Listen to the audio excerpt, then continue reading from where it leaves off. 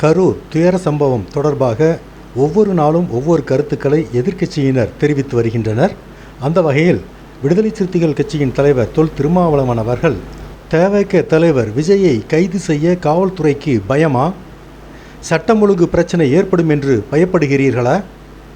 விஜய் மீது வழக்கு போடாவிட்டால் மற்றவர்கள் மீதும் வழக்கு போடக்கூடாது. தவிக நிர்வாகிகள் மற்றும் புஷி ஆனந்த் ஆகியோர் மீது பதியப்பட்ட வழக்குகளை வாபஸ் பெற வேண்டும் என்று தனது கருத்துக்களை தெரிவித்திருக்கிறார் திருமாவளவன். மேலும் விஜய் மேல் காவல்துறை இதுவரை வழக்கு போடவில்லை. அவரை வீட்டில் உட்கார வைத்து அவர் வீட்டுக்கு பாதுகாப்பு போடுகிறது.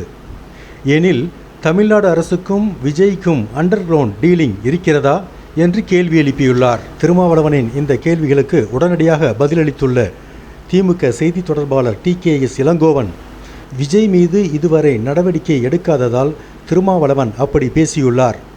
ஆனால் நீதி விசாரணை ஆணையர் அருணா ஜெகதீசன் அறிக்கையை பொறுத்தே விஜய் மீது நடவடிக்கை எடுக்க முடியும். தற்போது வரை விஜய் எதிர்க்கும் ஒரே கட்சி திமுக தான். அப்படி இருக்கையில் இருவருக்கும் இடையே எப்படி அண்டர் கிரவுண்ட் டீலிங் நடக்க முடியும் என்று கேள்வி எழுப்பியுள்ளார்.